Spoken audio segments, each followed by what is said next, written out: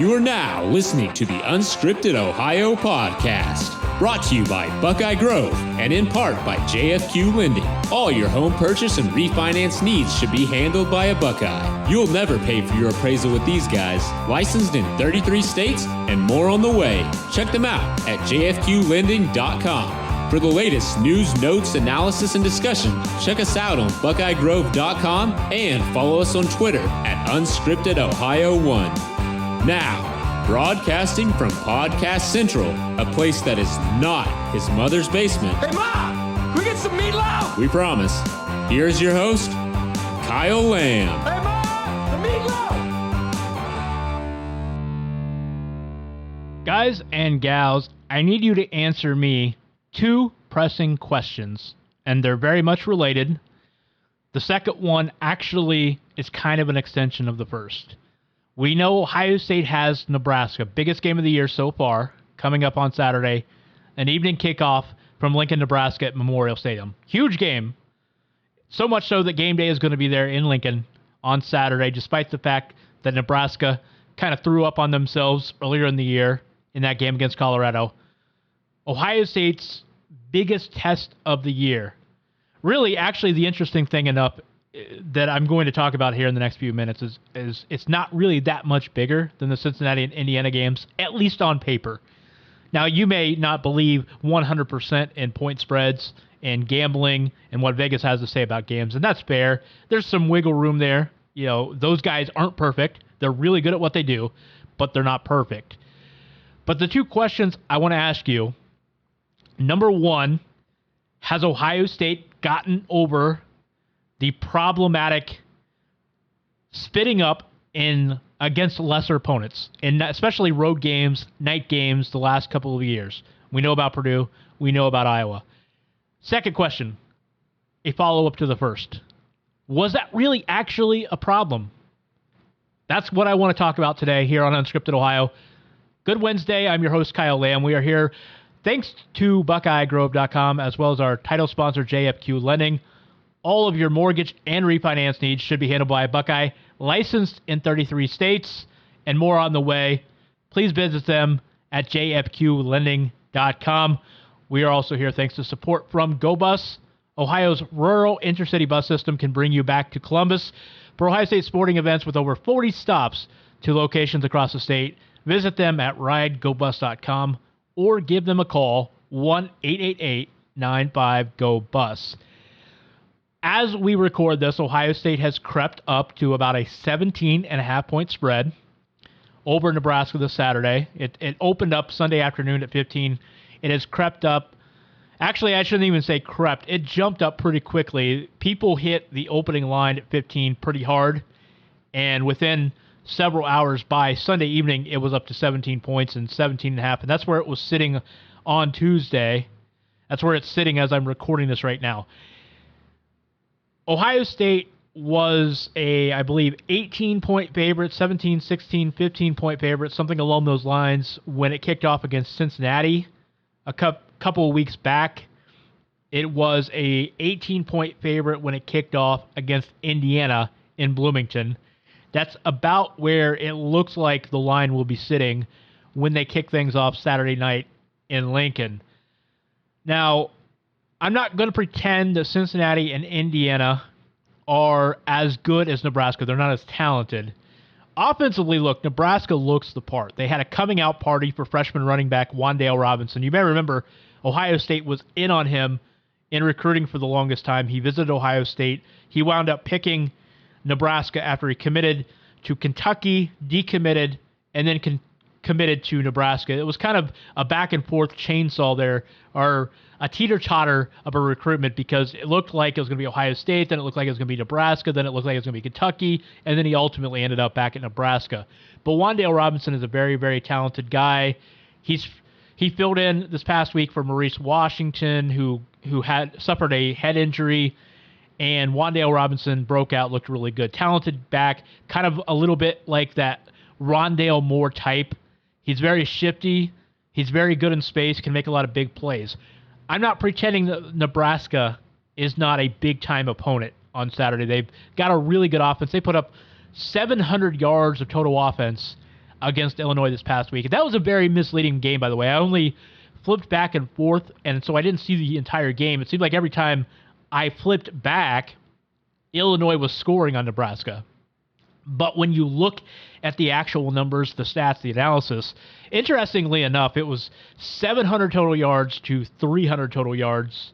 Illinois had I think 4.5 yards per play average, which is pretty respectable for a big name opponent, for a Big Ten opponent.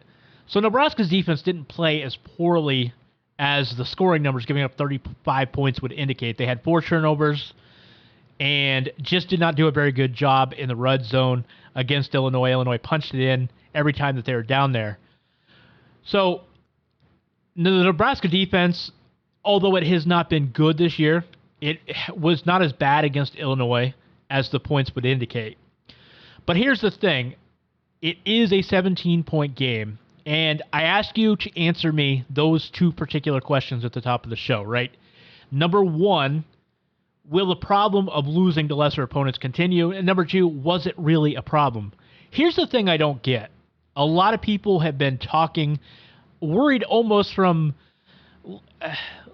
like a superstition standpoint, that Ohio State is going to go in front of a house of 80,000 people with a bunch of sick children again, and like somehow that they're going to lose. And look, I don't even think that that's been a problem, because yes, there was Iowa City 2 years ago. Yes, there was Purdue last year. Okay, nobody is denying that those games happened. But under Urban Meyer, Ohio State was 56-4 in the Big Ten in the regular season. 56-4. The 4 losses in the regular season being the Iowa and Purdue games that everybody references. In 2015, it was Michigan State. In 2016, it was the game at Penn State. Now, Michigan State was, I think, just a completely isolated incident. That one was bizarre. It was a rainy game. Ohio State came in with a terrible game plan. They didn't get Ezekiel Elliott the ball after the first quarter, not with any regularity or consistency, of course. Michigan State, of course, had a backup quarterback. It was just a very fluky game. And to be fair, that Michigan State team did win the Big Ten, and they did go to the college football playoff. They got plastered. Alabama handed them their egos on a silver platter. I mean, that was an ugly game. What was it, 33-0, something like that? That was almost as ugly as the Clemson-Ohio State game the next year. I'm sorry to dig up that wound and pour some salt in it, but both of those games were really ugly. But in any event, Michigan State did still win the Big Ten. They went to the college football playoff. There's not really shame in losing that game, despite how ugly that particular day was. And then the 16 game, where Ohio State had the game in hand, and then an ugly fourth quarter, a couple of special teams mistakes. Next thing you know, Penn State comes back and win. And that Penn State team, by the way, like Michigan State, they ended up in the top 10. They won the Big Ten. They did not go to the playoff. Ohio State did, but that Penn State team still was a top 10 team that won the Big Ten. So those 2 opponents, Michigan State and Penn State, in 15 and 16, both won the Big Ten. They both were top 10 opponents at the end of the year. Okay, so what I'm saying here is those games should not be lumped in with losing to Purdue and Iowa. And the reason I'm saying this is to just say I'm not really sure where the narrative comes from that Ohio State has been consistently losing these games. It's kind of recency bias because those games are fresh in your mind. And yes, Ohio State was unprepared. But I'm not sure at 56-4 in the regular season under Urban Meyer that we can really assert that Ohio State had a propensity to lose these games. I guess if you want to lump in Virginia Tech in 2014 at home, you can certainly stand on that ground. That's pretty level footing because that was a game that Ohio State should not have lost. But that was early in the year, so it's hard to include Purdue and Iowa in that same category because that game was early in the year. That team had not gained an identity just yet. You had a lot of young guys that were inexperienced, and had not played a lot of games, not started a lot of games. So, again, that was kind of a fluky game, but I just don't see I don't see a long history here that Ohio State has had this problem. Now, the other part of the question, the first part, even if you assume that this has been an ongoing issue with Ohio State, will it continue under Ryan Day? I don't think it will. And I go back to, again, Ohio State being 17-point favorite here in this game. I got to like where Ohio State is at. Offensively, defensively, special teams outside of the kicking game. The kicking game is a little bit concerning right now. But I like where Ohio State is at, and I think if you look into the eyes of Justin Fields, I like where this kid is at right now. His psyche is in a really, really good place. And I mentioned this on Twitter. His psyche, I think, is, when I say looking into his eyes, I mean literally when you look into his eyes, you got to like what you see from this kid, because every time in the first 4 weeks of the season, the camera has been focused on Justin Fields. When you look through that face mask and you see his face, he's got a big smile. He's got a big grin. This kid has so much confidence, and he's enjoying being the starting quarterback at Ohio State. Dwayne Haskins was a tough read sometimes because it's never... Clearly, Dwayne Haskins could lead that offense by example. When he got on the field, he called the plays, he made his reads, he threw the ball where it needed to be. But there were always some lingering questions about his leadership because he wasn't an outspoken guy. He wasn't an emotional guy. He just kind of did his thing. And there's nothing wrong with a quiet confidence, but with a quarterback, you kind of like that boisterous, outgoing kid, the one that leads not only by example, but that is very vocal. And Justin Fields has the attention of his offense right now. Watching him, there is no question he is in a better place. He went to Ohio State because of the feedback he got from Dwayne Haskins, the feedback he got from his quarterback's coach, Quincy Avery, his personal quarterback's coach, I should say. He's not actually a trainer. But they had the reputation, they restated the reputation that Ryan Day gave them. Everybody was gushing over Ryan Day. They said, Ryan Day is going to make you a better quarterback. He's going to prepare you for your career in the NFL. And that is exactly what's happening right now. We are seeing a transformation of Justin Fields. In 2018, when Justin Fields was at the University of Georgia, being the backup quarterback to Jake Fromm, Georgia was scared to death to use Justin Fields for anything other than a runner. Every time, especially in bigger games, go back and look at the stats, it's crazy. When he came in for bigger games, they clearly were going to run the ball. You knew as a defensive coordinator of the opposing team, or even just a fan watching Georgia that year, when Justin Fields was in the game, it was to run the football. Kirby Smart is developing a reputation. This is actually something that's carried over. He's developing a reputation for being very conservative when it comes to play calling. They were scared to death to throw Justin Fields, and now, when they've got Jake Fromm, a 3-year starter that has a lot of experience on his side, they were really conservative against Notre Dame for about 3 quarters in that game this past weekend. It almost lost them the game, they were so conservative.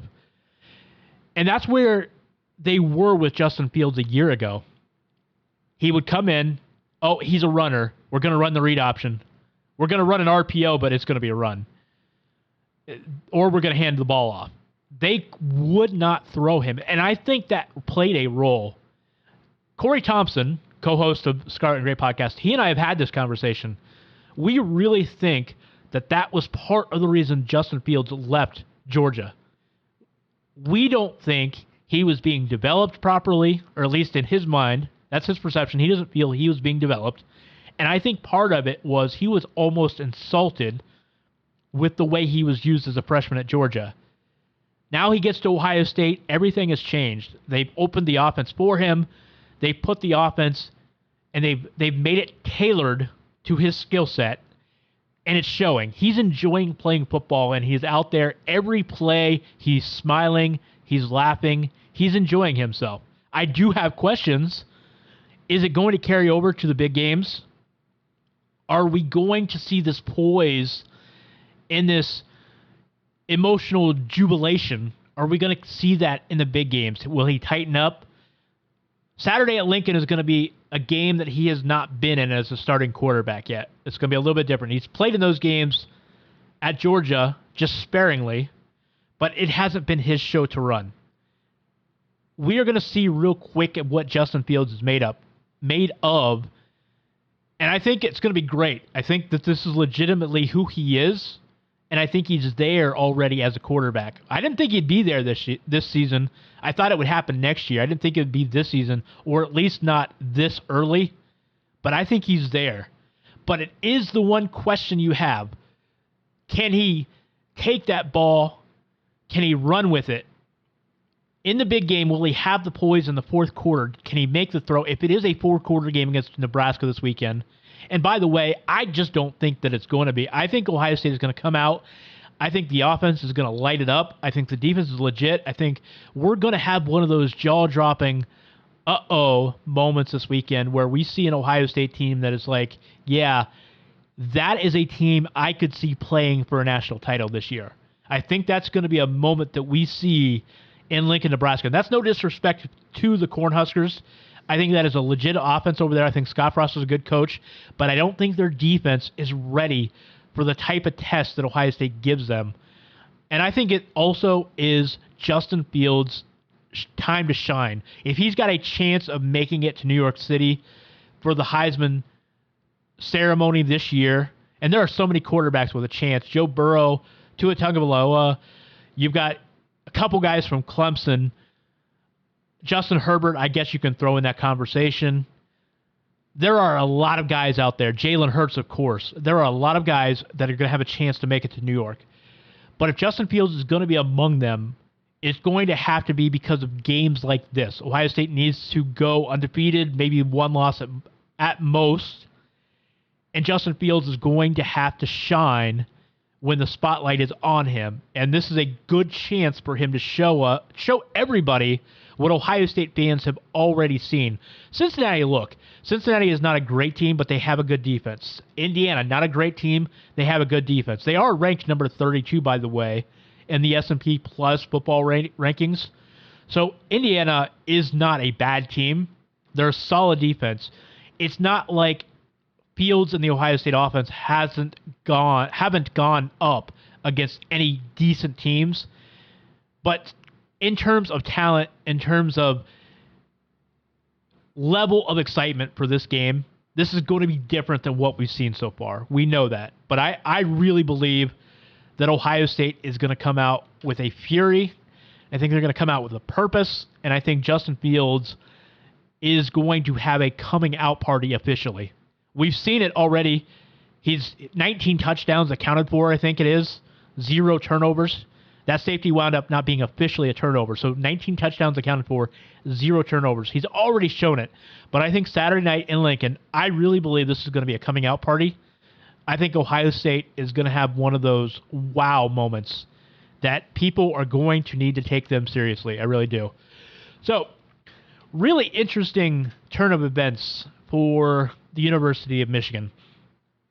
We have talked so much about Michigan in the past, and after this past weekend where they were just beaten down to a bloody pulp by Wisconsin. They were run over.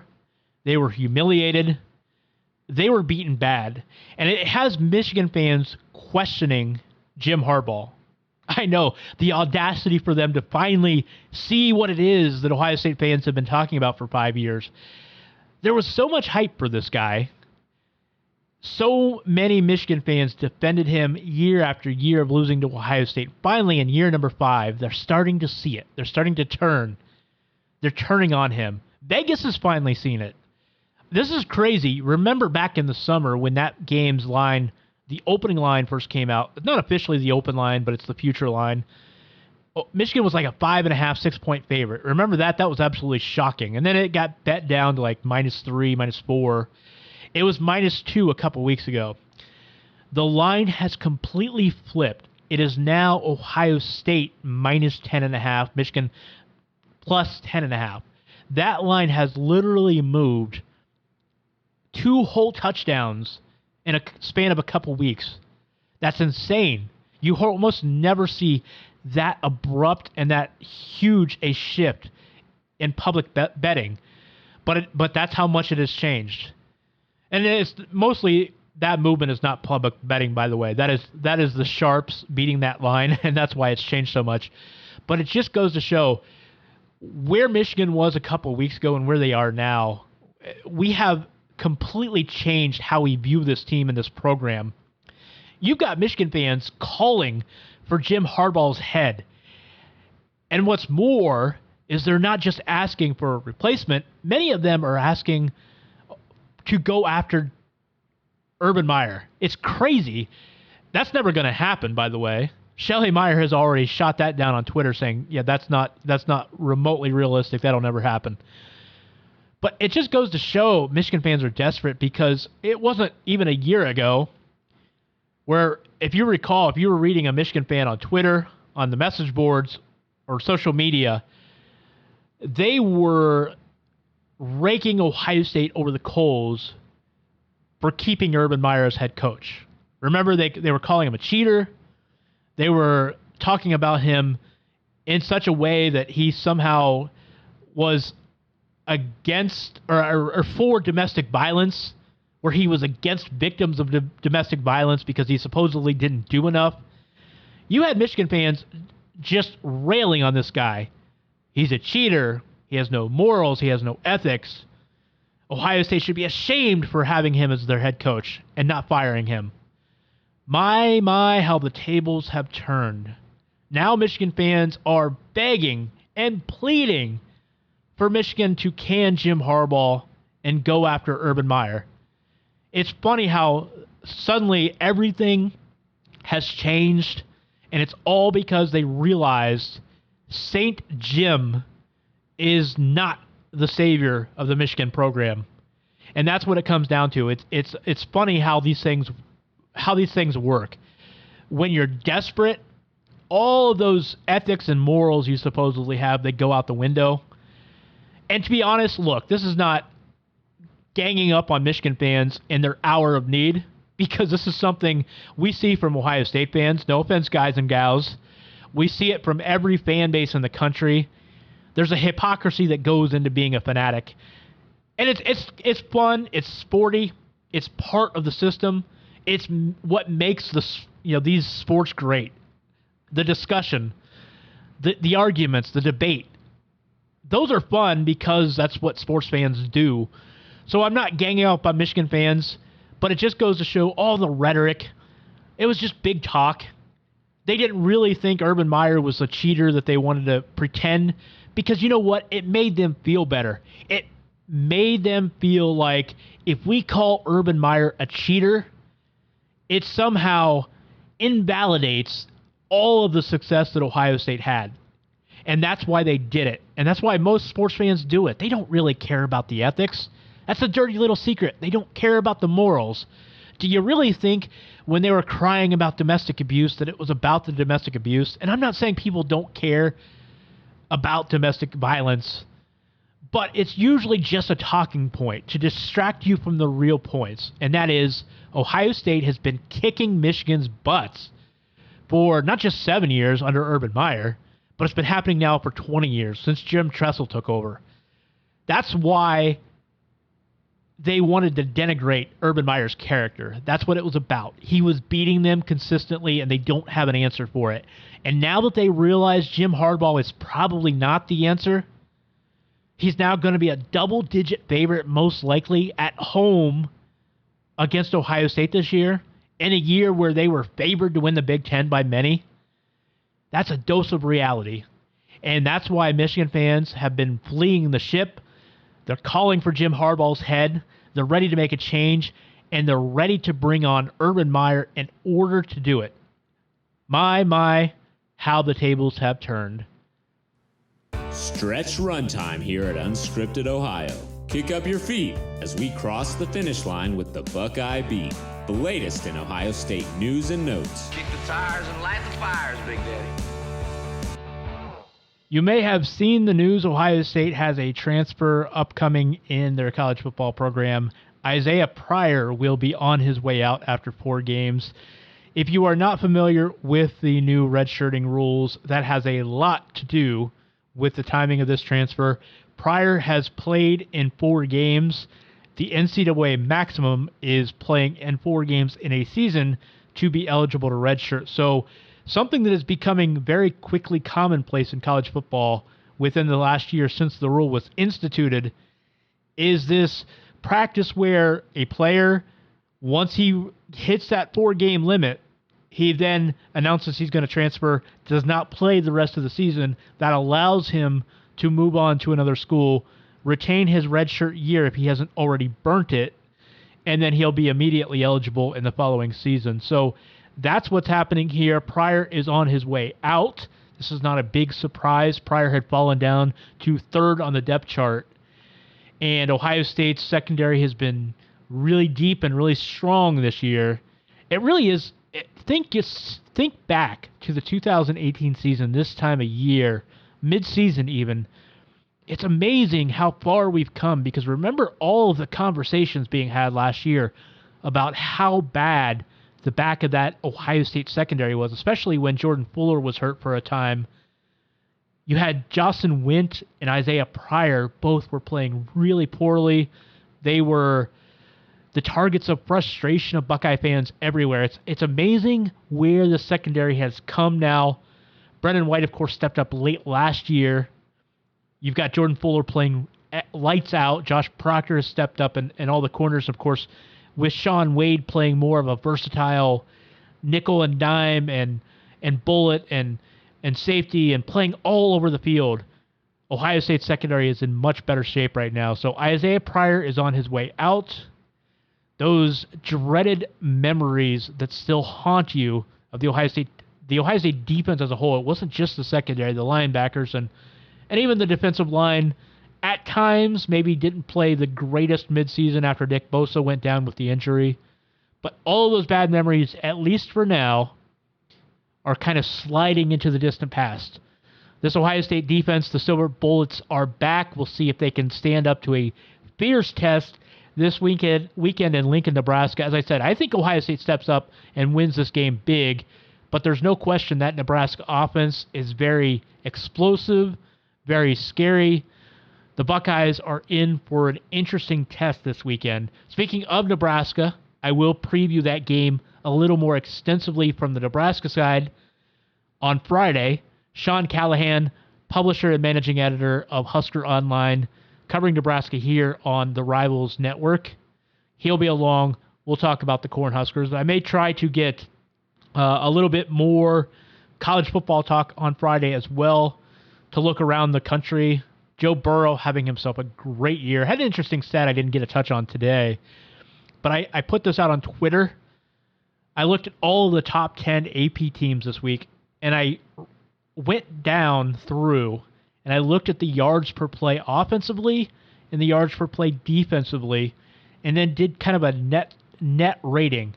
That is yards per play total, offense and defense, above and below their opponent's averages. And it's an interesting look, because if you look at it from that standpoint, that is how many yards per play you average above and beyond the teams that you're playing that year, their averages. If you look at it like that, Georgia is number 1 right now at 3.2 net yards per play, offense and defense combined. Oklahoma is number 2 at 2.8. Ohio State is number 3 at 2.7. The interesting thing is you find the last 4 in the top 10 are all SEC teams. Alabama at 2.2. You've got Auburn, Florida, and then LSU is actually the lowest in that. So I'd like to touch on that a little bit more, maybe Friday if I have time. But it is interesting because LSU, there's no question Joe Burrow and that offense is playing at another level we have not seen them play in several years. But are they being overhyped a little bit? That's something I'd like to talk about. I want to look at the top 10, do some more preview, a bigger picture college football type show coming up on Friday on Unscripted Ohio, time permitting. And, of course, we will talk about Ohio State, Nebraska. Speaking of college football, of course, Shane Larson. Shane is really pumped. If you didn't know this, Shane, and I'm sure if you've listened to the show, you already know this, but Shane is in Boise, Idaho, way out there out west. He's in Boise. He's a big Boise State fan. He is all jazzed, all pumped about this big Boise State UCF clash that'll be coming up in 2 years. That's great for college football. That's going to be a very, very good series. I hope that continues. Shane's pumped up for it. I know he's going to mention it on the Gridiron Game Time podcast coming up on Thursday. But in addition to the Boise State UCF headlines, there's a lot to talk about. Some big games, pretenders, contenders. Georgia coming up with a big win against Notre Dame this past weekend. I'm very excited to hear what Shane has to say about college football, as well as Boise State UCF, coming up Thursday on Gridiron Game Time. Also coming up Thursday, Corey and Johnny Bullitt with another edition of the Scarlet and Gray podcast. And of course, as I said, I'll be back on Friday. Really happy about what we have going here on Unscripted Ohio. 7 shows every week. You can catch Dog Days every Tuesday, Gridiron Game Time every Thursday, Corey and Johnny's Scarlet and Great every Tuesday and Thursday, and I'm here every Monday, Wednesday, and Friday. You can catch the Unscripted Ohio network of podcasts on the platform of your choice. That includes iTunes, SoundCloud, Google Play, Stitcher, Spotify, and iHeartRadio. Catch me on Twitter at KYLAM8. Catch a show, Unscripted Ohio on Twitter, at Unscripted Ohio 1. That's going to do it for me. Hope you have a great week, and I will be back at you on Friday. Make sure you listen to Corey, Johnny, and Shane tomorrow here on Unscripted Ohio. Catch you Friday, everybody. You can get new episodes of Unscripted Ohio on Mondays and Fridays exclusively at BuckeyeGrove.com or anytime on SoundCloud, iTunes, Google Play, or Stitcher. Be sure to subscribe to stay up to date on all things Ohio State.